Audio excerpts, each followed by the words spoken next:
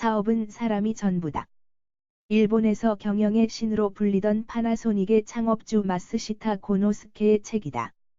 그는 9살의 나이로 오사카로 홀로 나와 골로 상점과 자전거 상점에서 일한 뒤 오사카 전등, 현 간사이 전력에 입사해 일을 하다 23세의 나이로 마스시타 전기기구 제작소를 창업한다. 이 회사가 지금의 마스시타 전기산업이다. 9살에 일을 시작해 94세로 세상을 떠나기 전까지 70년이 넘는 세월 동안 그가 겪은 경영과 사람에 대해 정리한 책이다. 1918년 그가 현재의 파나소닉을 창업했을 당시에는 업체 이름도 마스시타 전기로 아내 무메노와 처남 이우에와 3명에서 시작한 영세기업이었다. 영세기업인이던 그는 초기에 우수한 인재를 구하기 어려웠으나 결코 실망하지 않고 어렵더라도 사람을 키웠었고 또 그들의 능력을 최대한 살렸다.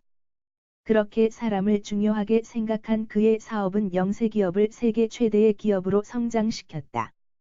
세상에는 공기업과 민간기업으로 기업들을 분류할 수 있다. 그러나 마스시타 회장은 모든 기업은 공기업이라고 생각한다. 그 이유는 각 기업과 가게들은 사기업이면서 동시에 공기업적인 성격을 띈다는 것이다. 예를 들어 동네 채소 가게가 없다면 사람들은 현지에 가서 채소를 구매하던가 스스로 채소를 재배해야 하는 어려움이 있다.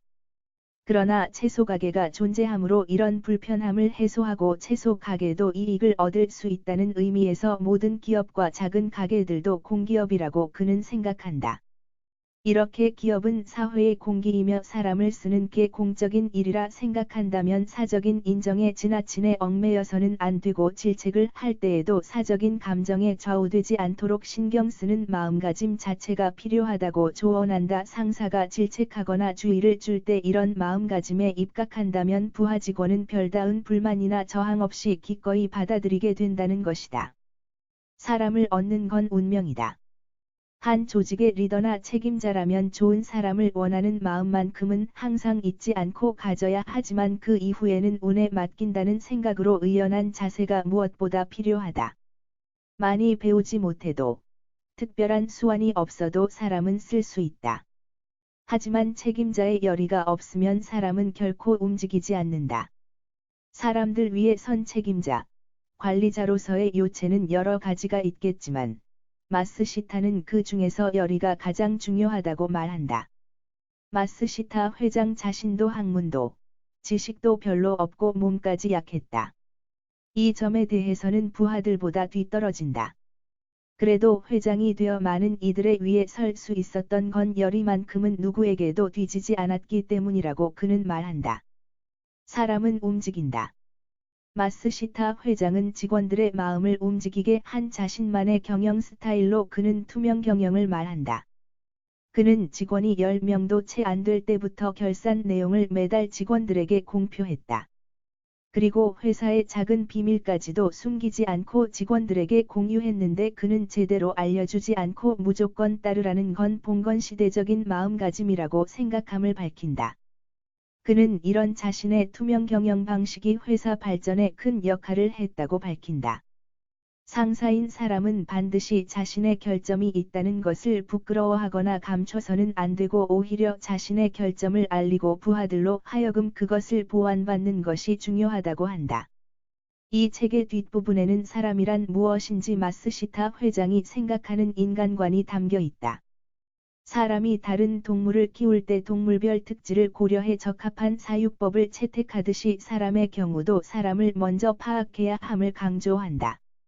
그는 사람이란 존재는 본질적으로 만물의 왕이라 해도 좋을 만큼 위대하다고 평가한다. 그렇지만 인간은 자신의 이익을 위해 타인을 해하고 죽일 수도 있는 양면적인 존재이다. 결국 사람을 쓴다는 건 이 인정과 처우가 전부라 해도 과언이 아니라고 그는 말한다. 많은 이들이 모인 사회 속에는 다양한 사람이 존재한다. 매우 훌륭한 사람이 있는가 하면 별로 바람직하지 않은 사람도 있다. 이에 대해 자신의 감정에 따라 일희일비하다 보면 괴로움이 생기게 된다. 따라서 사람이라는 존재의 현실을 있는 그대로 인정하는 것이 무엇보다 중요함을 강조한다.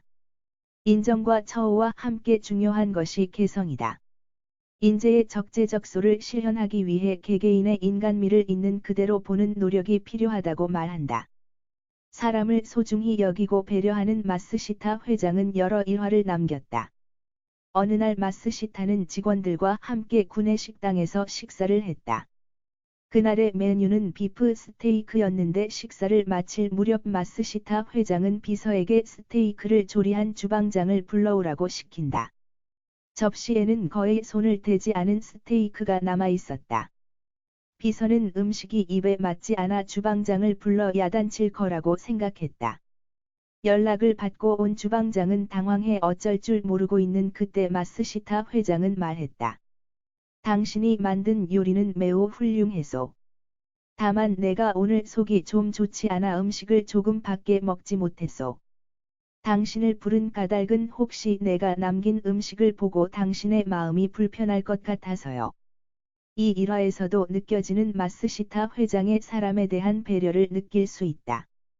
경영의 신이라 불리는 사람에게 그의 경영 노하우를 배울 수 있는 소중한 책이다.